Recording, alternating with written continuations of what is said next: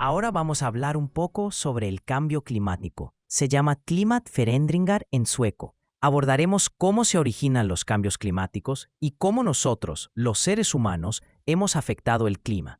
También examinaremos diferentes perspectivas en lo que respecta al desarrollo sostenible. ¿Qué se puede hacer realmente para enfrentar los cambios climáticos? Y hablaremos acerca de diversas fuentes de energía. Todo esto lo repasaremos en este video. Empezamos hablando sobre el efecto invernadero. El efecto invernadero se trata simplemente de que tenemos gases de efecto invernadero en la atmósfera. Por ejemplo, dióxido de carbono y metano. El metano se libera, entre otras cosas, en grandes cantidades desde la agricultura, y lo abordaremos un poco más adelante. Estos gases funcionan de forma similar al vidrio de un invernadero. Como pueden ver en la imagen, el sol brilla, el calor ingresa a través del vidrio, pero luego queda atrapado en su interior. Así es exactamente como funciona un invernadero. El sol irradia, pero el calor tiene más dificultad para escapar. La Tierra funciona de manera similar. Cuando emitimos más gases de efecto invernadero, como dióxido de carbono y metano, el vidrio, es decir, la atmósfera, se vuelve más grueso. Y cuanto más grueso se vuelva, más calor se retiene en la Tierra. Esto conduce a que la temperatura media global aumente. Lo importante a entender es que la temperatura no necesita subir mucho para tener grandes consecuencias. Incluso pequeños cambios en la temperatura media pueden afectar a personas y animales de muchas maneras. Así que esto, el efecto invernadero y cómo es afectado por estos gases, es la base de lo que veremos en todo el video. Lo fundamental para recordar es, el sol irradia hacia la Tierra, el calor rebota, pero permanece en la atmósfera. Y cuanto más gases de efecto invernadero tengamos, más calor se retendrá. La humanidad simplemente ha intensificado los cambios climáticos, haciendo que estos ocurran mucho más rápido de lo que se había visto anteriormente en la historia. Esto ha pasado de diversas maneras, pero abordaremos algunas de las más importantes. La primera, y quizás la más obvia, son las emisiones industriales. Desde la revolución industrial en los siglos XVIII y XIX, nosotros, los humanos, hemos quemado combustibles fósiles como el petróleo y el carbón para accionar máquinas y producir los productos que necesitamos en la vida diaria. Pero el problema es que al hacerlo, se liberan grandes cantidades de dióxido de carbono en la atmósfera. Esto hace que la capa, o el vidrio como ya mencionamos, que rodea la Tierra se haga más gruesa, y cuanto más gruesa se vuelve, más calor se retiene, lo que a su vez agrava el efecto invernadero. Luego también tenemos el sector del transporte, es decir, nuestros automóviles, aviones y barcos. Estos también funcionan con combustibles fósiles, lo que significa que liberan grandes cantidades de dióxido de carbono. Por ello, el transporte es otra fuente importante de emisiones. Tanto la industria como el transporte afectan el clima de manera significativa. Y esto es algo que debemos abordar si queremos tener una sociedad que funcione en el futuro. Esto también lo discutiremos más adelante. Otro aspecto que afecta el clima y del que también somos responsables es la agricultura. Se llama jordbruk en sueco. La agricultura influye en el clima de diversas maneras. En primer lugar, se relaciona con el ganado, como las vacas, por ejemplo. Cuando las vacas eructan y liberan gases, emiten metano, y eso es realmente perjudicial para la atmósfera. El metano es, de hecho, 20 a 25 veces más potente que el dióxido de carbono a la hora de contribuir al efecto invernadero. Así que, aunque puede que se emita menos metano que dióxido de carbono, el metano tiene un impacto muchísimo mayor. Otro aspecto importante en la agricultura es la deforestación. La deforestación significa talar bosques, por ejemplo, para obtener más terreno cultivable. Esto es un gran problema en muchas partes del mundo, ya que a menudo se tala un bosque que en realidad no debería ser eliminado. El problema de eliminar los bosques es que los árboles juegan un papel vital en capturar el dióxido de carbono, es decir, absorberlo de la atmósfera, y a cambio liberar oxígeno. Por eso, cuando hay muchos bosques, también hay mucho que absorbe el CO2. Pero si se talan árboles, esta función natural desaparece y queda más dióxido de carbono en la atmósfera. Así, al eliminar bosques para crear terrenos agrícolas, las emisiones aumentan, lo que afecta al clima. De ese modo, se puede decir que la agricultura tiene un impacto claro en los cambios climáticos. Otro aspecto que afecta al clima es el tema de los desechos y el plástico. En lo que respecta a la fabricación de plástico, durante su producción se libera una gran cantidad de dióxido de carbono, y esto, por supuesto, contribuye al efecto invernadero, al igual que otras emisiones de CO2. Pero el plástico no solo afecta al clima, también tiene un gran impacto desde una perspectiva ecológica. Mucho plástico termina en la naturaleza, especialmente en los océanos. Esto puede ser peligroso para los animales de varias maneras. Por ejemplo, los animales pueden quedar atrapados en el plástico o ingerirlo accidentalmente, lo que puede dañarlos o incluso provocar su muerte.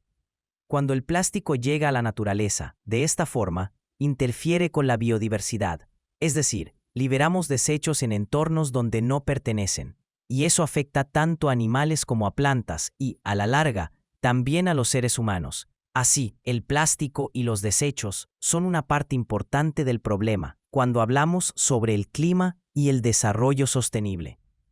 Los cambios climáticos tienen, naturalmente, muchas consecuencias y repasaremos algunas de las más importantes. Por supuesto, hay otras y existen diferentes maneras de ver este tema, diferentes perspectivas, pero nos centraremos en los efectos más conocidos y significativos. Además, naturalmente, hay otros aspectos que podrías tratar si, por ejemplo, deseas obtener una mejor calificación en el examen. Comenzamos con los fenómenos meteorológicos extremos, como huracanes, sequías e inundaciones. Todo esto está relacionado con el aumento de la temperatura en la Tierra. Por ejemplo, los huracanes se deben en gran parte al calor. Cuanto más cálida esté el agua del mar, más fuertes y frecuentes podrán ser los huracanes. Esto significa, en efecto, que si la temperatura de los océanos aumenta, podemos esperar huracanes más numerosos y potentes. En cuanto a la sequía, pienso especialmente en las zonas que ya son áridas, es decir, donde apenas es posible la agricultura. Si la temperatura sigue aumentando en esas áreas, será aún más difícil cultivar alimentos y vivir allí, lo que puede tener grandes consecuencias para las personas y las comunidades.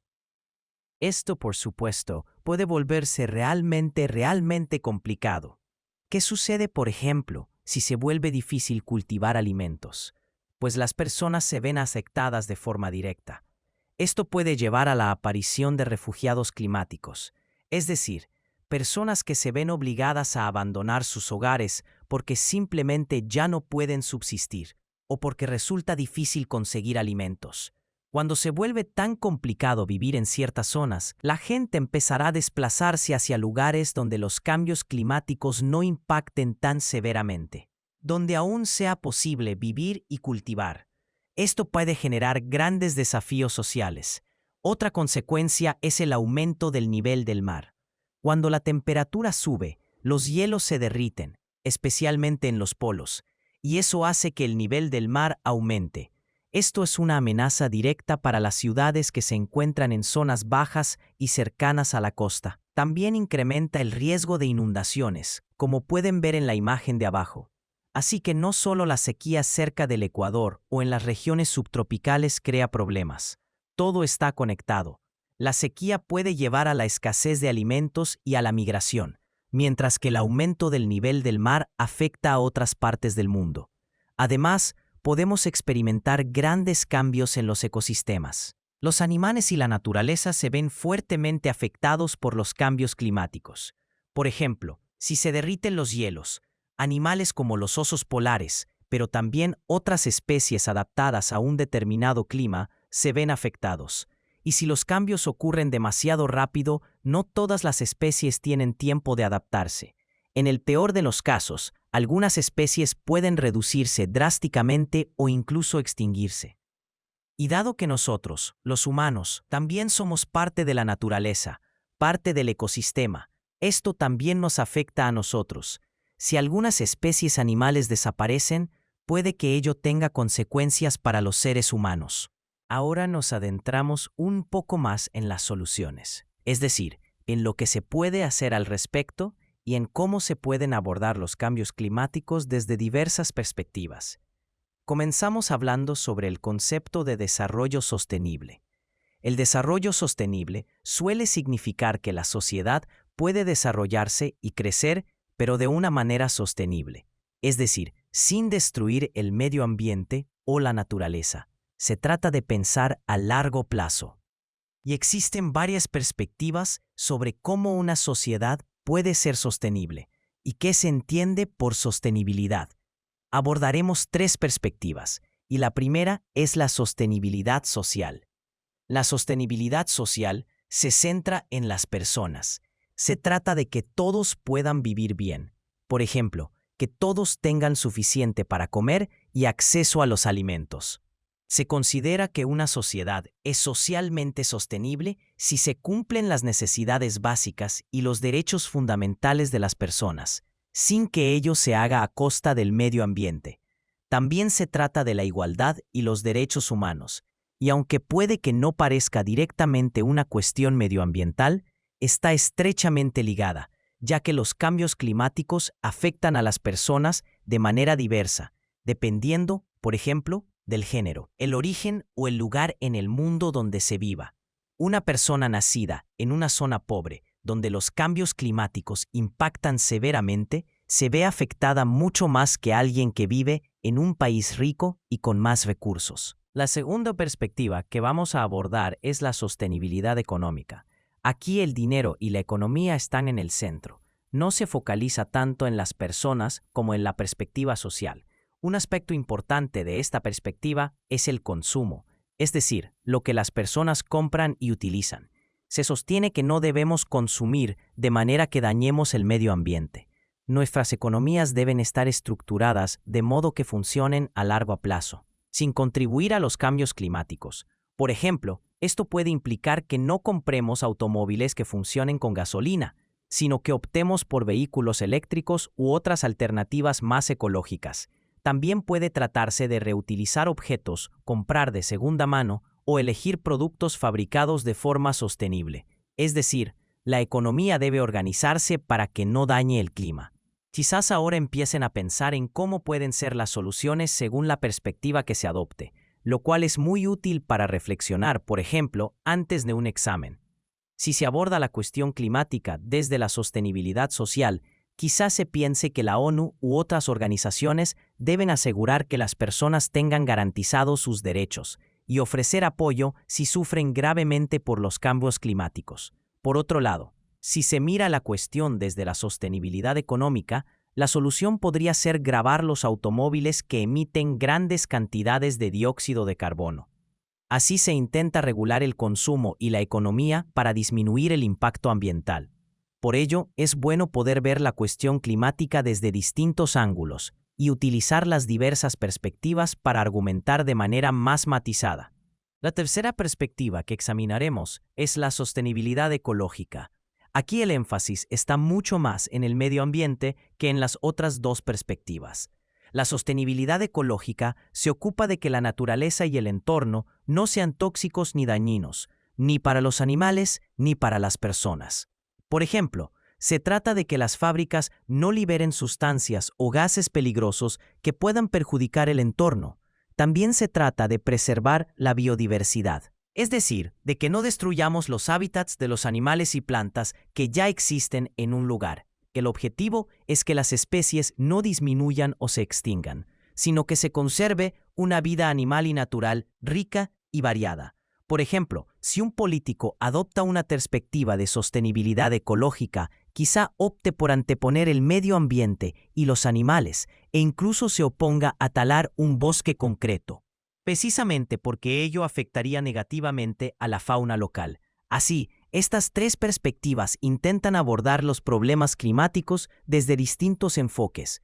La sostenibilidad social se centra en los derechos humanos, que todos tengan una vida digna y no sean afectados injustamente por los cambios climáticos. La sostenibilidad económica se enfoca en el consumo y en cómo estructuramos economías que no dañen el medio ambiente. Y la sostenibilidad ecológica se ocupa del entorno mismo, de la naturaleza, los animales y la biodiversidad. Las tres perspectivas son necesarias para comprender y abordar la cuestión climática de forma integral. Ahora podemos empezar a hablar de los diferentes tipos de soluciones a los problemas climáticos. Por supuesto, existen muchas alternativas, y no voy a decir que una solución es mejor o peor que otra. Eso queda a criterio personal y para debate. Pero lo que pueden comenzar a considerar es qué soluciones se ajustan a cada perspectiva de sostenibilidad. Ya hemos hablado sobre la sostenibilidad social, económica y ecológica. ¿Cómo se relacionan las soluciones con ellas? La primera solución que quiero destacar es la economía circular. Esto implica reciclar más, no solo metales y plástico, sino también ropa, electrónica y otros productos. La idea es que no tengamos que fabricar cosas nuevas todo el tiempo, sino reutilizar lo que ya existe. De ese modo, reducimos tanto las emisiones de dióxido de carbono como el consumo de recursos. No es necesario extraer nuevos metales ni producir tanta materia prima nueva, lo que significa que impactamos menos en el medio ambiente. La economía circular es, por tanto, una forma de reestructurar nuestras economías para que sean más sostenibles y tengan un menor impacto en el clima. También tenemos lo que se conoce como tecnología verde. Más adelante hablaremos más en detalle sobre tecnología y energía, pero quiero mencionarlo brevemente ya ahora. Con tecnología verde me refiero, por ejemplo, a los automóviles eléctricos, es decir, aquellos que no usan combustibles fósiles y por ello emiten muchas menos emisiones que los coches de gasolina o diésel convencionales. Esta es una forma de reducir las emisiones totales de dióxido de carbono de la sociedad. También podemos hablar de energía verde, es decir, de la energía que utilizamos para impulsar nuestros automóviles, calentar nuestros hogares o fabricar productos. Si usamos fuentes de energía más limpias y ecológicas en lugar de carbón y petróleo, impactamos menos en el clima. Así, esto es también una manera de disminuir la huella climática. Reemplazar la energía sucia por alternativas más verdes, como la solar, eólica o hidroeléctrica. Y como se ha mencionado, hablaremos mucho más sobre distintas fuentes de energía en un momento. También tenemos lo que se conoce como tecnología verde. Más adelante profundizaremos en tecnología y energía, pero pensé en mencionarlo brevemente ahora. Con tecnología verde me refiero, por ejemplo, a los vehículos eléctricos, es decir, a aquellos que no funcionan con combustibles fósiles y que, por tanto, emiten muchas menos emisiones que los coches convencionales de gasolina o diésel.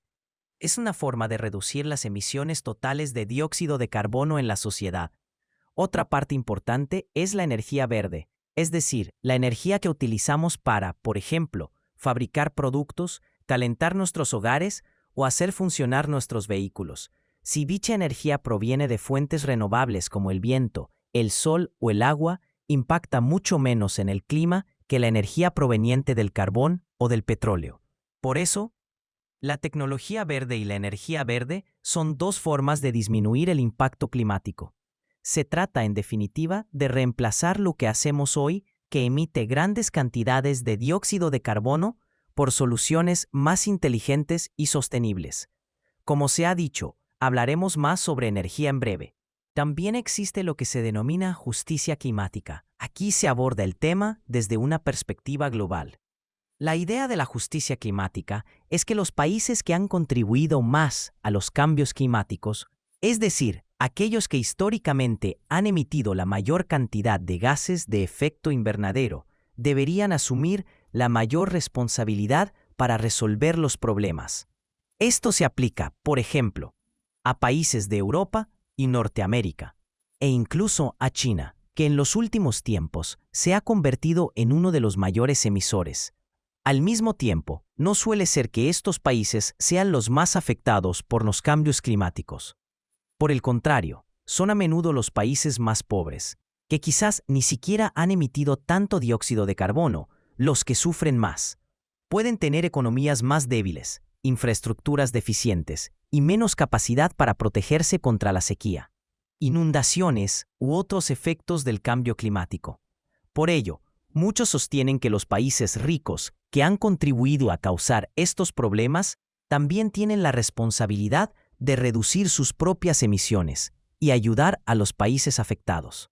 Así que este es un cuarto enfoque para ver la cuestión climática y una cuarta propuesta de solución, la justicia climática. La última parte de la que vamos a hablar son las fuentes de energía, y este es un tema sumamente importante. La energía es absolutamente crucial para que nuestra sociedad funcione. Piénsalo, probablemente hayas viajado en coche, autobús u otro medio de transporte, y en tu hogar seguramente tienes calefacción, especialmente durante el invierno. Todo ello requiere energía, y esa energía debe provenir de algún lugar. Por ello, las fuentes de energía son tan importantes. Afectan nuestro estilo de vida, nuestro bienestar y la forma en que vivimos. Ahora repasaremos qué fuentes de energía utilizamos en Suecia y cómo funcionan, tanto desde un punto de vista práctico como de sostenibilidad. Pero antes de entrar en las fuentes de energía que tenemos en Suecia, primero debemos categorizarlas, es decir, dividirlas en fuentes de energía renovables y no renovables. Cuando hablamos de fuentes de energía renovables, nos referimos a aquellos recursos que se regeneran o que simplemente no se agotan. Aquí se suele dividir las fuentes renovables en dos grupos. 1. Recursos de flujo. Son fuentes de energía que están en constante movimiento, como el sol, el viento y el agua. Se llaman recursos de flujo porque fluyen de manera continua. Por ejemplo, el sol sale, esperemos que sí, cada día y nos brinda energía solar. No es exactamente la misma cantidad cada jornada, pero el sol sigue brillando.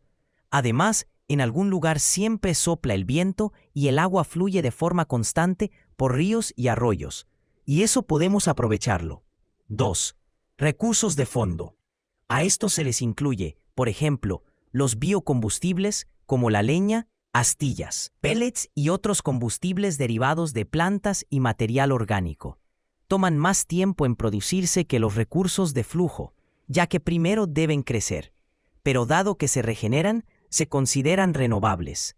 Así, tanto los recursos de flujo como los recursos de fondo forman parte de las fuentes de energía renovables. Por otro lado, tenemos las fuentes de energía no renovables.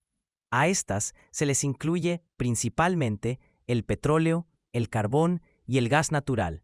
Estos son los tres grandes sobre los que nos estamos enfocando en este momento.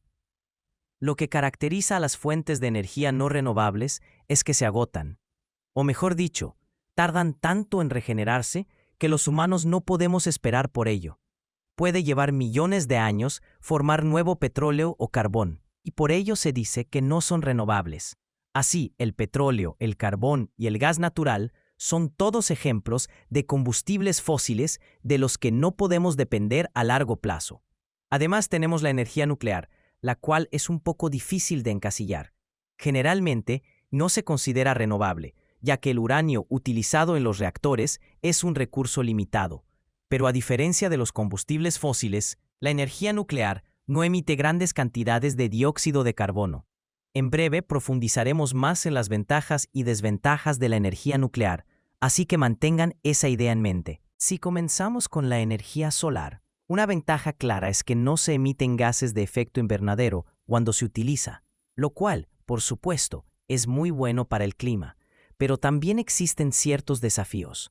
Instalar paneles solares suele ser una inversión a largo plazo, requiere un desembolso considerable al inicio y puede tomar 10, 15 o incluso hasta 20 años recuperar esa inversión en forma de electricidad autogenerada. Por ello, hay que considerarlo como una inversión para el futuro. Otra desventaja es que la energía solar funciona de manera diferente, dependiendo de la ubicación. En Suecia, por ejemplo, funciona bastante bien durante el verano e incluso en parte de la primavera y el otoño, cuando hay abundante sol, pero en invierno resulta más complicado. Los días son cortos, el sol permanece bajo en el cielo y además los paneles solares suelen cubrirse de nieve, lo que provoca que se genere muy poca electricidad en esos meses. En cambio, en países más cercanos al Ecuador o donde el sol brilla prácticamente todo el año, la energía solar puede ser una alternativa fantástica.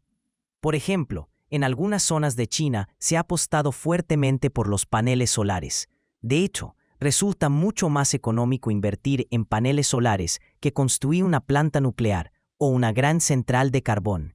Para muchos países o regiones con menos recursos, donde resulta difícil invertir en grandes infraestructuras energéticas, la energía solar puede ser una solución económica y ecológica. Así que la energía solar tiene tanto ventajas como desventajas, y su eficacia depende en gran medida de dónde se encuentre uno en el mundo. En cuanto a la energía eólica, su funcionamiento se basa en que el viento hace girar la hélice o las aspas, lo que genera electricidad. Una gran ventaja de la energía eólica es que se adapta muy bien a países con largas costas, ya que en esos lugares suele soplar de forma constante y frecuente. De esta manera, se obtiene una producción eléctrica más uniforme y estable. Sin embargo, también tiene desventajas. Desde un punto de vista ecológico, los aerogeneradores pueden afectar negativamente a la fauna aviar. Sucede que las aves pueden chocar contra las palas del rotor, lo que puede reducir su número en la zona y alterar la biodiversidad. Otra desventaja es que los aerogeneradores producen mucho ruido. El zumbido que emiten suele impedir que se instalen cerca de zonas residenciales, lo que limita los lugares donde se pueden ubicar. Además, al igual que la energía solar, existe una cierta incertidumbre en la producción. Algunos días sopla mucho y en otros casi nada. Esto implica que la energía eólica no siempre puede generar electricidad cuando se necesita, a diferencia, por ejemplo, de la energía a carbón o nuclear, que se puede regular más precisamente. Esto es algo que suelen señalar los críticos. No se puede construir toda la sociedad con fuentes de energía que solo funcionan de manera intermitente. La electricidad es necesaria de forma constante para calentar hogares, impulsar industrias, cargar vehículos y todo lo demás que usamos a diario. En lo que respecta al petróleo, este ha sido extremadamente importante para la economía mundial durante los últimos 200 años. El petróleo fue una de las razones por las que la revolución industrial despegó, y ha sido la base de todo el desarrollo industrial desde entonces. Se utiliza para fabricar gasolina, diésel, combustible de aviación y muchos otros productos. En muchas sociedades, el petróleo sigue siendo aquello que pone en marcha todo, lo que hace posible que las cosas funcionen, se transporten y se produzcan. Sin embargo, existen varias desventajas en su uso. En primer lugar, el petróleo es un recurso no renovable. Se agotará tarde o temprano. Es difícil precisar cuándo ocurrirá. Depende de a quién se le pregunte y de qué tan rápido lo consumamos. Pero todos coinciden en que no existirá para siempre, por lo que ya debemos empezar a adaptar la sociedad a un futuro sin petróleo. En segundo lugar, y quizá lo más importante, al quemarse, es decir, al utilizarse como combustible, se libera dióxido de carbono. Esto contribuye directamente al efecto invernadero y a los cambios climáticos, lo que hace del petróleo una fuente de energía muy dañina para el medio ambiente.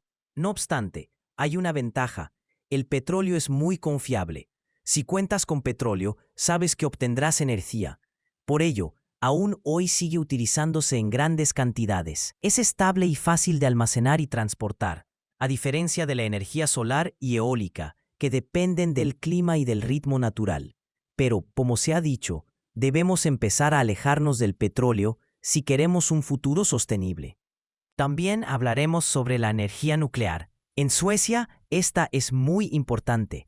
En la actualidad representa aproximadamente el 40% de la producción total de electricidad en el país. Una gran ventaja de la energía nuclear es que no emite gases de efecto invernadero durante la producción de electricidad, lo que la convierte en una opción más amigable con el clima en comparación, por ejemplo, con el petróleo y el carbón. Sin embargo, para que la energía nuclear funcione, se requiere uranio, una sustancia que no es renovable, y aunque quizá no sea el mayor problema en este momento, existe otro aspecto que muchos consideran más grave: los desechos. Al producirse electricidad en una central nuclear, se generan residuos radiactivos. Estos residuos son peligrosos tanto para las personas como para los animales, entre otras cosas, porque pueden causar cáncer. Por ello, deben almacenarse en lo profundo de la tierra, en lugares donde ni seres humanos ni animales puedan entrar en contacto con ellos, y deben conservarse allí durante miles de años. Mientras todo funcione correctamente, esto no representa un gran problema, pero existe la preocupación de qué podría suceder si algo saliera mal, porque si ocurre un accidente en una central nuclear, las consecuencias pueden ser muy graves, como se ha visto en ejemplos históricos. Por ejemplo, Chernóbil y Fukushima. También hay quienes opinan que la energía nuclear es muy cara de construir y mantener, mientras que otros consideran que es una buena inversión a largo plazo. En definitiva, es un tema sobre el que hay opiniones divididas, y cada uno debe formarse su propia idea. Pero en resumen, la energía nuclear es una fuente de energía confiable y potente, aunque también conlleva sus riesgos y desafíos, especialmente en lo que respecta a los residuos y la seguridad. Los accidentes en la energía nuclear son muy poco frecuentes, pero cuando ocurren, las consecuencias pueden ser muy severas. El ejemplo más conocido hasta ahora es el accidente de Chernóbil, en lo que hoy es Ucrania. Esa central estaba mal diseñada y la seguridad era deficiente. Durante una prueba de rutina a medianoche, a la 1:1, ocurrió una explosión, como se puede ver en la imagen. Tras la explosión, grandes cantidades de sustancias radiactivas comenzaron a escaparse del reactor y a dispersarse en los alrededores. Esto no solo afectó a la zona cercana a Chernóbil, sino que la radiactividad incluso llegó hasta Suecia. La radiación radiactiva es extremadamente peligrosa, tanto para las personas como para los animales. Los habitantes de la zona se vieron obligados a evacuar y muchos nunca han podido regresar. Pese a que han pasado casi 40 años desde el accidente, toda la naturaleza en el entorno se vio afectada y llevará mucho tiempo hasta que sea completamente seguro vivir allí nuevamente. Así, aunque la energía nuclear suele ser segura y el riesgo de un accidente es muy bajo, si algo llegase a salir mal, las consecuencias podrían ser realmente catastróficas. La central de Chernóbil estaba mal diseñada y por ello es importante recordar que las centrales nucleares suecas no tienen ese tipo de construcción, son mucho más seguras, pero como se ha mencionado, es precisamente este riesgo, aunque sea mínimo, lo que hace que muchos sean escépticos respecto a la energía nuclear. Entonces, para resumir un poco, tenemos fuentes de energía renovables, es decir, aquellas que se regeneran y no se agotan. A estas se incluyen la energía solar, la eólica, la hidroeléctrica y los biocombustibles. Son buenas para el medio ambiente porque no emiten gases de efecto invernadero o lo hacen en muy baja medida. Luego, tenemos las fuentes de energía no renovables, como el petróleo, el carbón y el gas natural. Estas se agotarán tarde o temprano. Y cuando se utilizan liberan grandes cantidades de dióxido de carbono, lo que contribuye al efecto invernadero. Y también contamos con la energía nuclear, que es algo intermedia. Generalmente se la considera no renovable porque requiere uranio, que es un recurso limitado. Sin embargo, a diferencia del petróleo y el carbón, la energía nuclear no emite gases de efecto invernadero durante la producción de electricidad. No obstante, tiene otros riesgos, como ya hemos mencionado. Ahora que nos acercamos al final de este video, puedes mirar la lista que aparece a la izquierda. Allí se muestran las cosas más importantes que debes tener presente después de haber visto el video. Debes comprender qué es el efecto invernadero y cómo se relaciona con los cambios climáticos. También es importante poder explicar cómo los cambios climáticos afectan a las personas y a las sociedades, tanto a corto como a largo plazo. Hemos repasado las 3 perspectivas sobre el desarrollo sostenible, social, económica y ecológica, y cómo pueden utilizarse para entender y encontrar soluciones a los problemas climáticos. Asimismo, deberías haber reflexionado sobre lo que podemos hacer, tanto individualmente como en sociedad, para reducir nuestro impacto en el clima. Por último, es útil poder distinguir entre fuentes de energía renovables y no renovables, y conocer las ventajas y desventajas de cada alternativa. Si hay algo en lo que no estés seguro, vuelve a ver el video o pausa en las secciones que necesites repasar con calma. En la descripción del video También encontrarás términos y conceptos importantes traducidos a tu idioma.